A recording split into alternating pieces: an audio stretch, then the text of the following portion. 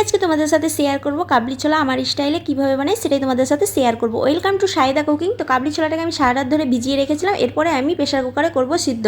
তো এখানে আমি কাবলি ছোলা দিয়ে দিয়েছিলাম, আলু দিয়ে দিয়েছিলাম, আর দিয়েছিলাম তেজপাতা, গোটা গরম মশলা, হলুদ আর লবণ। তো আলু দিয়ে আমি কাবলি ছোলাটাকে করব, তারপরে মিক্স করে তারপরে আমি এখানে 4টা সিটি মেরে নিয়েছিলাম প্রেশার কুকারে। তারপরে গ্যাসে আমি কড়াই বসিয়ে ওতে তেল দিয়ে তারপরে এখানে 2টো ডিম ফাটিয়ে দিয়ে দিয়েছিলাম, ওতে লবণ দিয়ে তারপরে আমি ডিমের ভুর্জি তৈরি করে নিয়েছিলাম।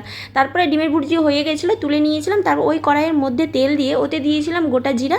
তারপরে লাল হয়ে যাওয়ার পর একটু তারপরে আমি ওতে দিয়ে দিয়েছিলাম পেঁয়াজ আর লঙ্কা কুচিটাকে আমি কয়েক মিনিট ধরে ভাজলাম একটু লাল করে। তারপরে ওর মধ্যে দিয়ে দিয়েছিলাম আদা রসুনের পেস্ট, ধনে গুঁড়ো, জিরে গুঁড়ো, লঙ্কার গুঁড়ো দেওয়ার পর তারপরে হলুদ গুঁড়ো দেওয়ার পর তারপরে এটাকে আমি 2-3 মিনিট ধরে ভাজলাম। ভাজা হয়ে যাওয়ার পর তারপরে এখানে দিয়ে দিয়েছিলাম আমি টমেটো কুচি।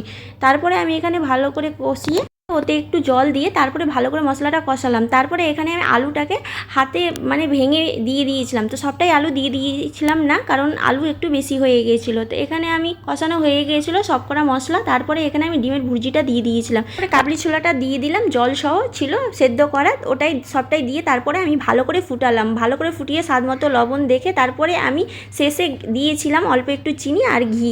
মাশাআল্লাহ, দেখতে যেরকম সুন্দর খেতেও সেরকম টেস্টি। তোমরাও বাড়িতে ট্রাই করতে পারো।